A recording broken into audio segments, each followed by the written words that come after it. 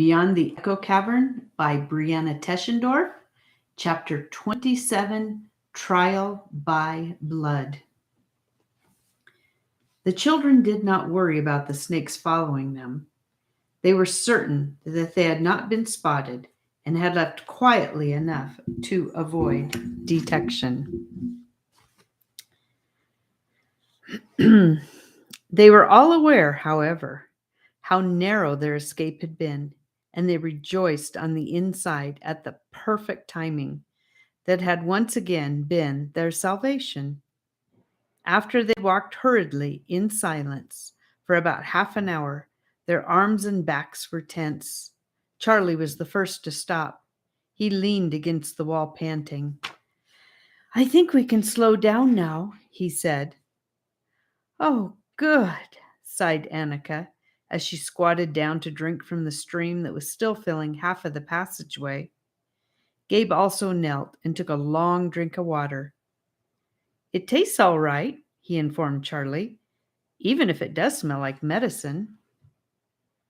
"That was close," Charlie spoke out what they had already known. "Yes, but let's not think about it. We are fine," Annika rejoined. "They know we are here," Gabe said, sitting down beside the water and looking up at Charlie and over to Annika with big, worried eyes. "They know we are looking for the children. They will have guards all around them for sure. They will be just waiting to eat us." "We'll use the fire dust again," Annika said. "Ho-On will help us," Charlie reassured. "And remember, they are afraid to touch you and Annika. You are royalty." "Oh, yeah." Gabe wrinkled his nose at the strange thought that hadn't quite settled into his brain as truth yet. "All we can do now is keep moving forward," Annika reflected. "I guess Ho-On will help us know what to do when we have to do it." "I hope Ho-On helps me to do kung fu," Gabe said optimistically. Annika rolled her eyes. "Well, onward and upward, soldiers," chorused Charlie, standing to attention and taking a step forward. "Yes, sir, yes," teased Annika. Left, right," Gabe chimed in, hopping up. They continued down the brightly lit passage. Now they only walked and didn't rush, and they chatted as they went, describing different ways they might defeat snakes should they come upon them. All of this helped to alleviate some of their nervousness about the confrontation ahead of them. Whether it was days ahead or hours ahead, they could not know, but that a confrontation would eventually come, they had no doubt. "Let's just keep going," said Gabe, when his sister and Charlie started to slow down some hours later. Annika and Charlie sighed, but renewed their walking pace. They were still in the same long tunnel, which now seemed endless. There had been no turns to the left and no turns to the right. If they were being pursued, the pursuer only had to keep steadily after them. There was nowhere to hide. They didn't have to walk much before they spotted something glistening in the distance. This something was not only glistening, it was downright sparkly, and lovely fragments of light bounced off it in all directions. Rays of shine splashed way down the tunnel to where the children first spotted it, around 200 feet away. Charlie recognized the something immediately as that one something his heart had been longing for since they first set foot in the cave. "Oh, pickles! We finally found some crystals," he chirped, and took off running towards the lustrous lump of perfectly bonded molecules. Gabe and Annika followed him with less enthusiasm in their run. Charlie's enthusiasm was not altogether misplaced, but not altogether warranted either. The crystal he'd found was huge beyond anything he could have imagined. It literally filled the whole of the tunnel from left to right and from top to bottom. The tremendous crystal extended from the roof to within a foot of the floor, where it ended in jagged, sharp-looking shards. Its color was pale purple. They could look through it and see a murky picture of the pathway extending on the other side. The white stream flowed out from underneath the crystal, which caused the beautiful light fractures spinning and dancing out of the jewel. The crystal hung so low over the water that it was impossible to swim under it. Wow! Charlie exhaled the word after holding his breath for a moment in awe. Yeah, wow! Look at that! Too bad it is blocking our path, Annika moaned, stomping her foot in frustration. She threw up her hands and turned around, waving towards the long underground hallway they had been walking through, emphasizing the full extent of the disaster. Ah, gee, Gabe agreed with his sister. It is so beautiful, Charlie insisted. If only I could break a piece off. Charlie set about trying to break off the bottom of one of the low-hanging and relatively thin shards. The crystal was strong and resilient. He couldn't get even a little bit of it. Charlie nearly cut his hand on its sharpness. Are those words? Annika inquired, suddenly looking up towards the top of the cave wall, where distinct-looking markings seemed to be etched into the rocks. I believe it is, Charlie answered her, after stepping back to observe what Annika observed. He g mes ft. I can't read it, Gabe said. Maybe it's a different language, Annika said. Some ancient language of people who used to live in these caves. So far, we have not confronted with any strange languages, Annika, Charlie said. In fact, even the animals seem to speak the same way we do.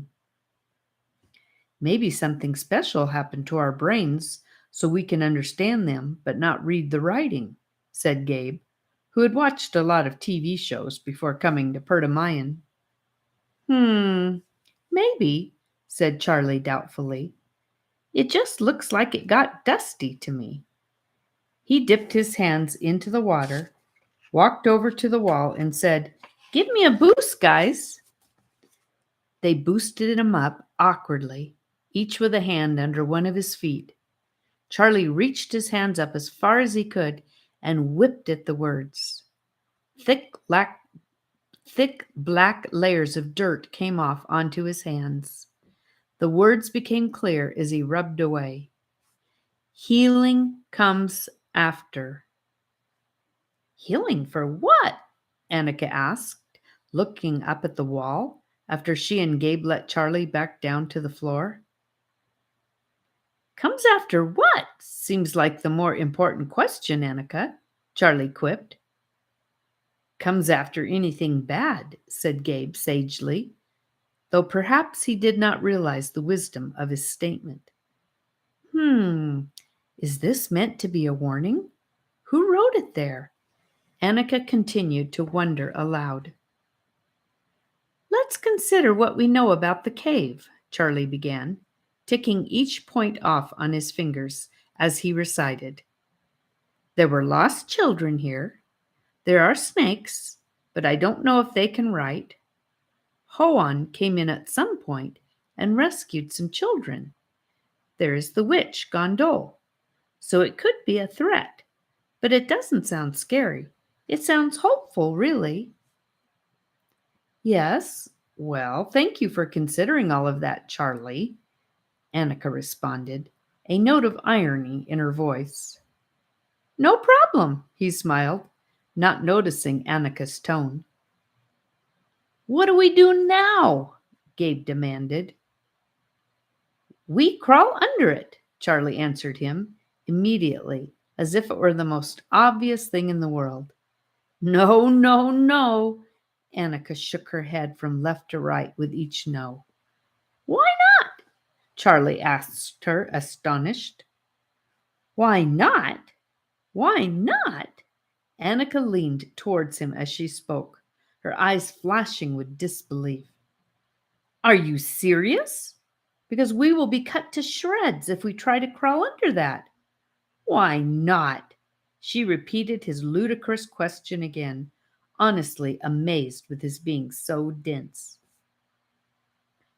I think that you will find that a little pain will be worth it when you see the faces of the children we are trying to rescue, Annika. Charlie calmly clarified for her why his opinion was not as crazy as she presumed. I think that you will find that you won't be able to reach the children because you will die of blood loss if you try to crawl under that, Annika answered him, imitating his calm voice meanly. Annika, Charlie continued, still calm but now firm. I am determined to crawl under that. It is the only way forward. I am not going back. If you won't go with me, then we will have to part ways. You cannot be serious, Charlie, she gasped. Be reasonable. We can't part ways now. We can go back, way back, to where we left the monster and find another way. That would waste a lot of time, Gabe said. But I agree with Annika. I don't think we can crawl under that. Well, I have to try. Charlie set his face into a look of stubborn determination, his chin tilted up slightly.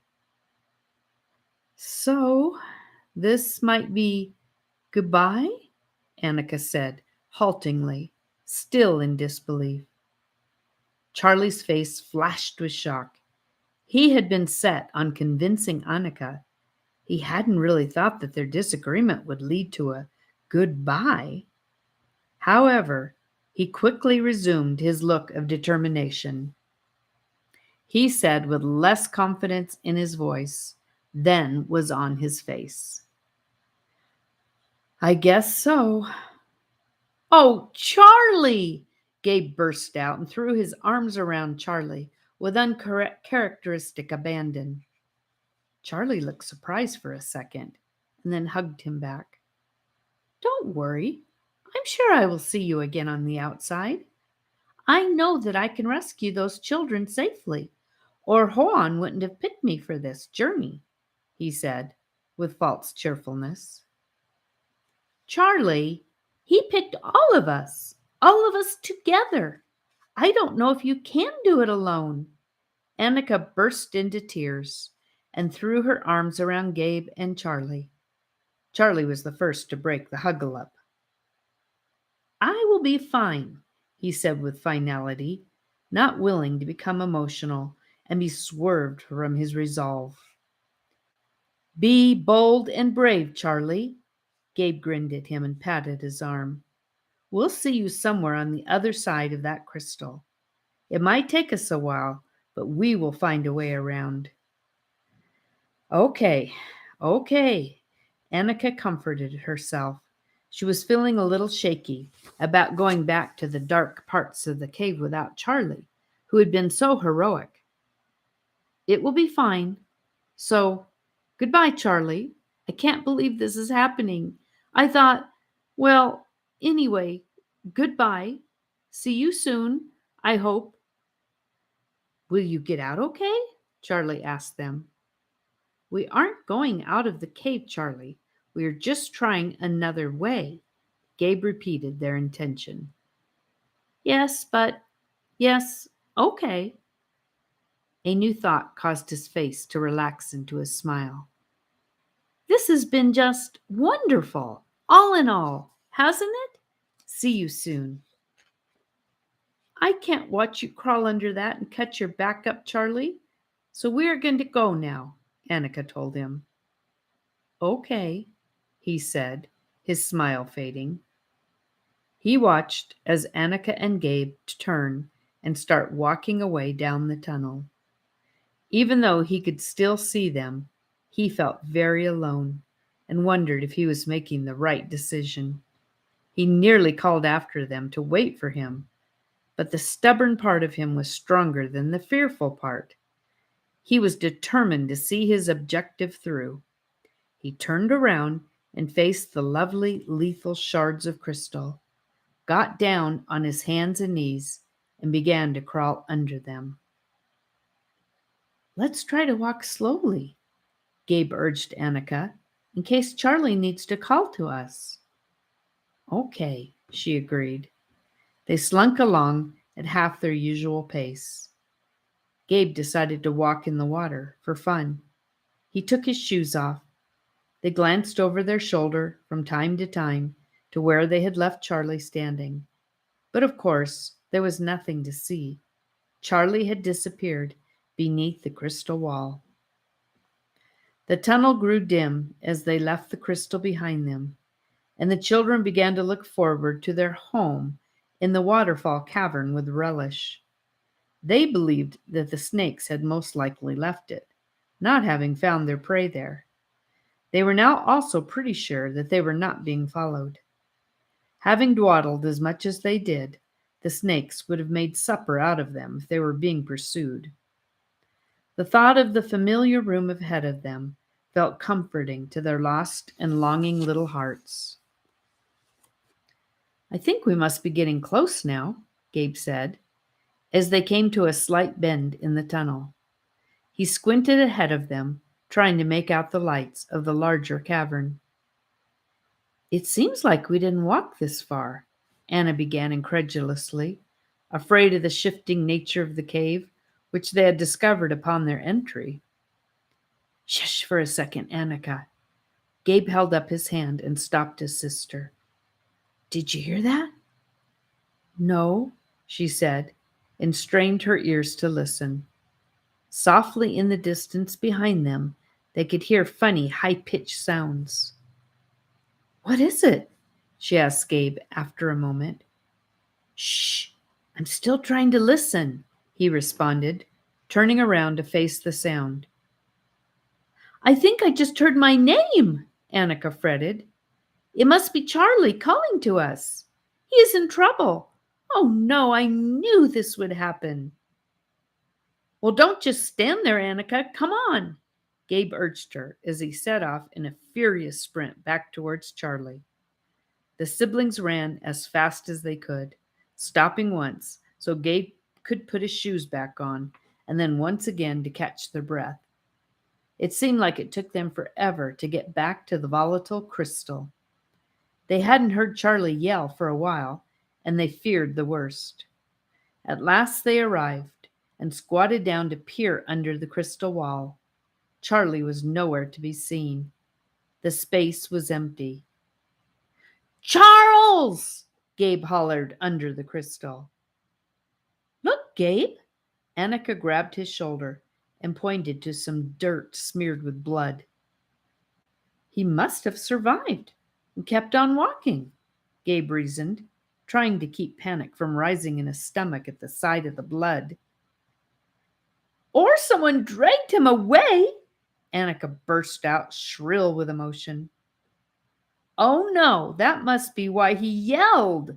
Gabe looked at his sister. Tears threatened to spill from his eyes. "We should never have left him."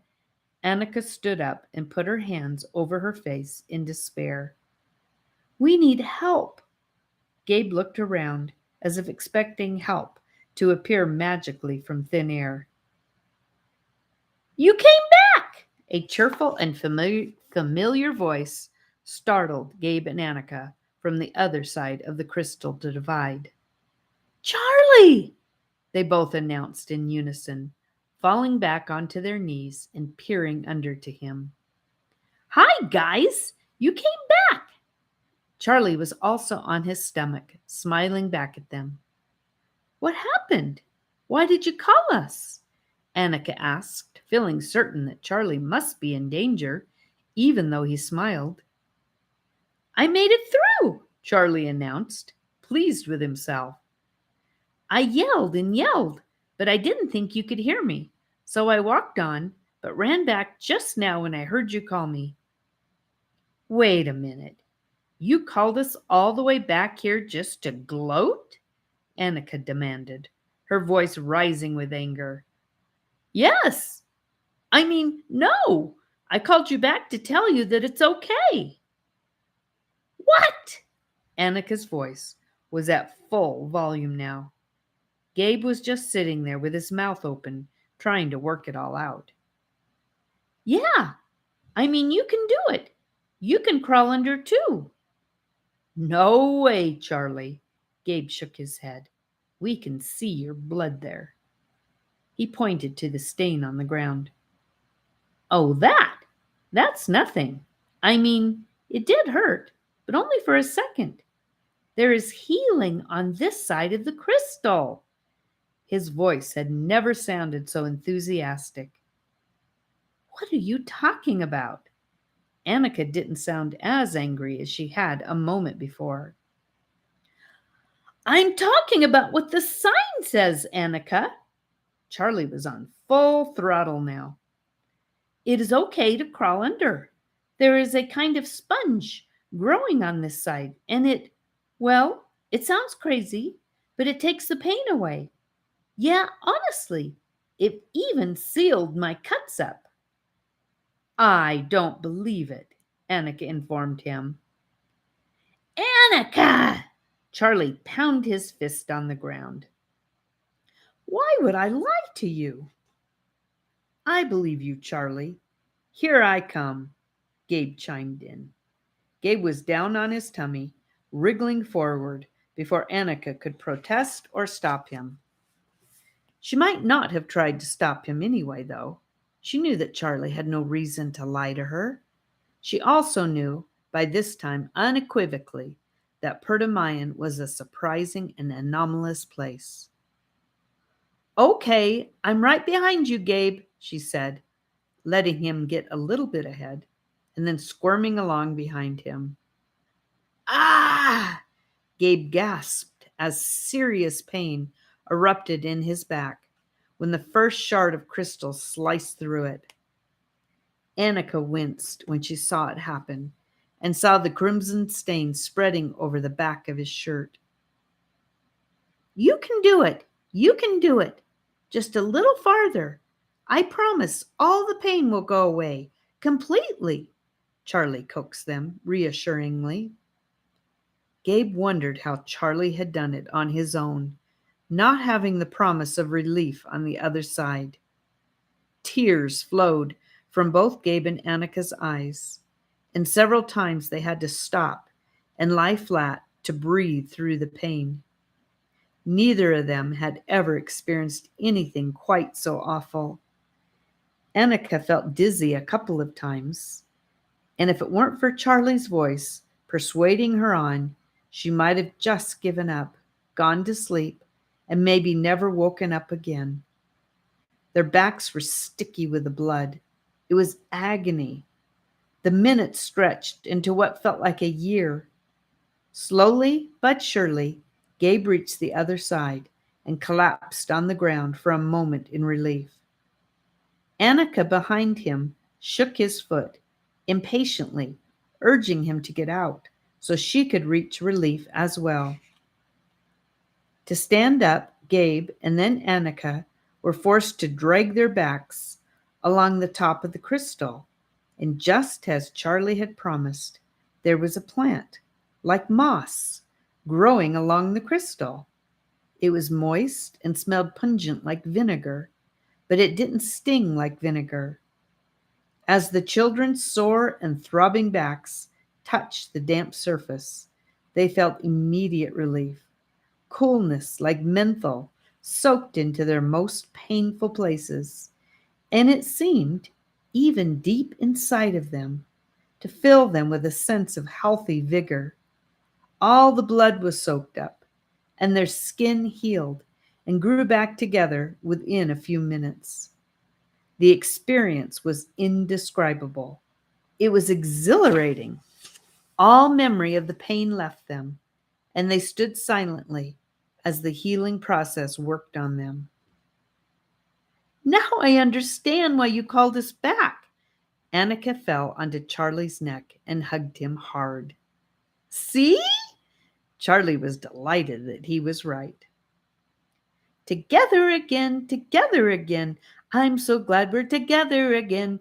Dee dee dee, deedle doo doo, doo doo din. Gabe sang and danced around Charlie and Annika, lifting his knees high into the air. Yay! They clapped along with him. When Gabe's song was over and the thrill had worn off, Charlie said, Nothing like moving forward. Gabe and Annika nodded happily. Wait a sec. Charlie, can I have your pocket knife and a plastic bag? Annika asked him. Sure, but why? He asked, removing the items from his pockets. I want to bring some of this moss along with us. We might find that we need it. I hope we won't, but we might, Anna explained with gravity in her voice. Great idea, Annika, Charlie exclaimed enthusiastically, moving quickly to help her gather some of the healing plant and taking a second portion of the stuff himself. With that, the children turned their backs on the large crystal growth and walked on into the unknown, whole and happy. And that's the end of chapter 27. And you'll hear my voice in chapter 28. May God bless you.